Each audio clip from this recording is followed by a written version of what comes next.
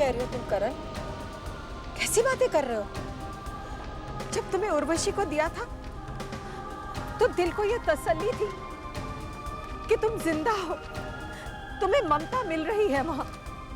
और जब ध्रुव की मौत का राज छुपाया तो उस दुख से वीरेंद्र की जिंदगी जुड़ी हुई थी। पर आज जब ध्रुव जिंदा है तो उसके साथ वेदिका का सुहाग जुड़ा है, उसका सिंदूर जुड़ा है। बस बस प्लीज प्लीज, ये सिंदूर और सुहाग की बातें आप मेरे साथ मत कीजिए, ये मुझे समझ में नहीं आती।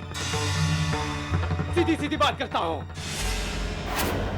जब अपने जान पे बनाती है ना तो किसी और के जान की परवाह नहीं रहती। ध्रुव चाहे जिंदा हो या नहीं, मुझे इस बात से कोई परवाह नहीं। मैं बस ध्रुव बन के आपके घर में रहना चाहता हूं। करण, अरे आप इमोशनल क्यों हो रही है? आपके समझ में नहीं आता क्या? हाँ? मैं आपसे कह रहा हूं ना कि आपकी सेवा करता रहूंगा जिंदगी भर आपके ध्रुव की तरह। आपको शिकायत का मौका कभी नहीं मिलेगा। और आपकी ये जो वेदिका है ना, उसकी जिंदगी को खुशियों से भर दूंगा, ये मेरा वादा है आपसे।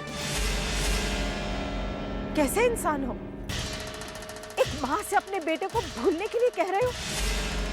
ध्रुव जिंदा है, जिंदा है, जिंदा है, जिंदा है, जिंदा है।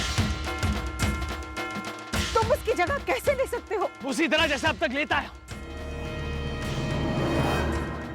और अगर मुझे ध्रुव की जगह ध्रुव के मरने के बाद मिलेगी तो ऐसा ही सही। ध्रुव जिंदा है ना, कोई फर्क नहीं पड़ता, मैं उसे फिर से मौत दे दूंगा।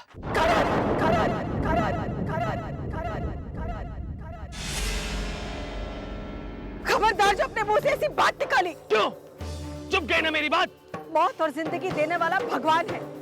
अगर मेरा ध्रुव आज जिंदा है तो बस बस बस, अपने ध्रुव के जिंदा होने की खुशियां मनाना बंद कीजिए।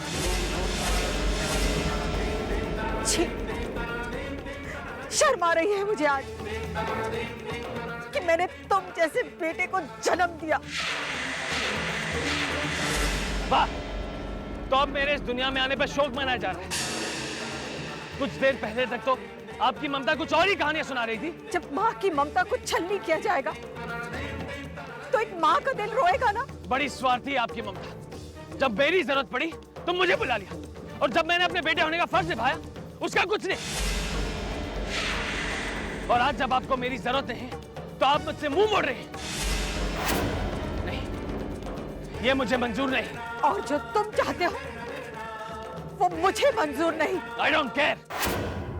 आप वही करेंगी जो मैं आपसे कह रहा हूं। मेरी और वेदिका की शादी करवाइए और मुझे घर ले चलिए। चुपचाप अपना बेटा बना दीजिए, वरना क्या क्या कर लोगे तुम? हाँ, एक बात तो मैं अच्छी तरह से जानता हूं कि आप बहुत ही समझदार औरत हैं, और समझदार औरत को इशारा काफी होता है। समझदार हूँ, इसीलिए तो तुम्हारी धमकियों से नहीं डर रही हूँ, लेकिन अपनी बदकिस्मती पे जरूर रो रही हूँ कि मैंने तुम जैसे बेटे को जन्म दिया। पर खुशी इस बात की हो रही है कि सही वक्त पर सब पता चल गया। ओ प्लीज, कितनी लंबी लंबी बातें करती हैं आप, थकती नहीं है क्या? देखिए, वक्त बर्बाद मत कीजिए। वहां पे वेदिका हमारा मंदिर में इंतजार कर रही होगी। चलिए, मुहूर्त का टाइम बीता जा रहा है। मुहूर्त तो निकल गया। एनीवेज, मुहूर्त हो या ना हो, आप मेरी वेदिका से शादी करवा के रहेंगे। और आपने काफी टाइम बर्बाद कर दिया। चलिए। नहीं, मैं तुम्हारा किसी भी गलत काम में साथ नहीं दूंगी। मेरी वेदिका मेरे ध्रुव की है और मेरा ध्रुव जिंदा है।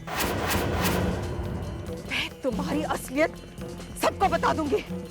रुक जाइए माँ।